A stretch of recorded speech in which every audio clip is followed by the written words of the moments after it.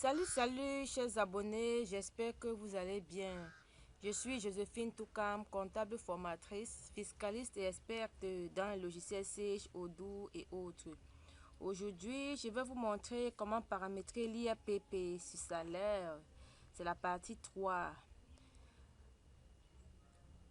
La leçon d'aujourd'hui porte sur le paramétrage de l'IAPP 1, IAPP 2, IAPP 3, IAPP 4.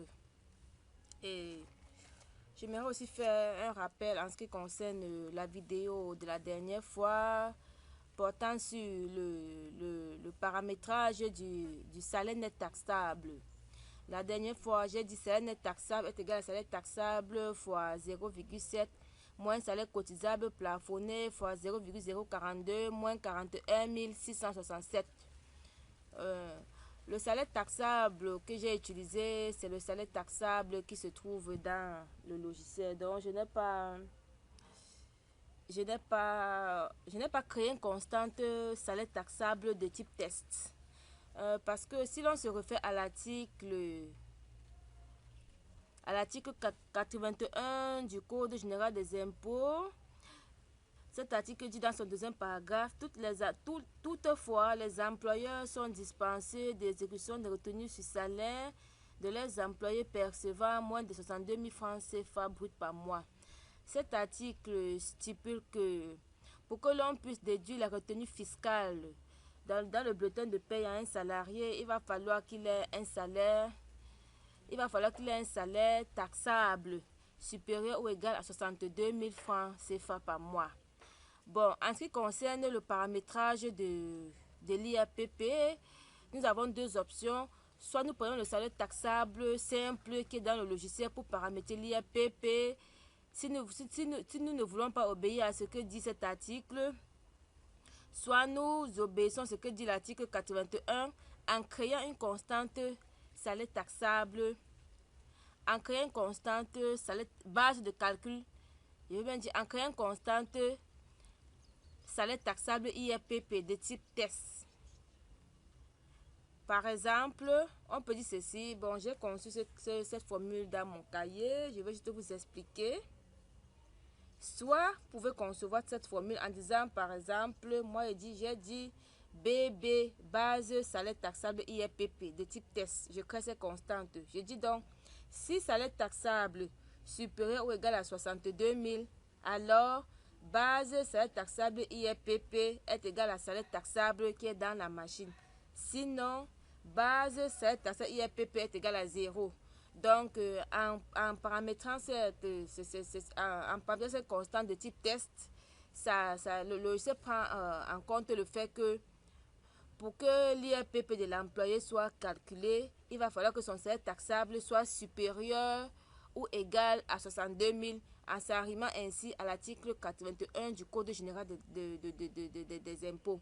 Mais si l'on ne veut pas s'arrimer à cet article, l'on va simplement prendre le salaire taxable simplement paramétré dans la machine pour paramétrer le salaire net taxable. Ça ne dérange pas. De toutes les façons, si vous paramétrez votre salaire net taxable en prenant le salaire taxable simplement paramétré dans la machine, au moment de calculer l'IRPP, si s'avère que le salaire taxable de l'employé soit inférieur à 62 000, l'on pourra avoir un IRPP négatif ou égal à 0. Bon, je ne sais pas si je m'explique bien. Je dis, pour paramétrer le salaire net taxable, nous avons deux options. Soit nous créons une constante salaire taxable IRPP de type test, en respectant ce que dit l'article 81 du Code général des impôts. Soit nous utilisons simplement le salaire taxable paramétré dans la machine pour paramétrer le salaire net taxable.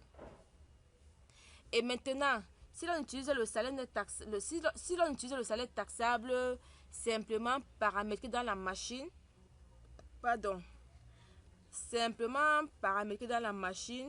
au moment de calculer l'IRPP, s'il s'avère que le salaire taxable de l'employé soit inférieur à 62 000.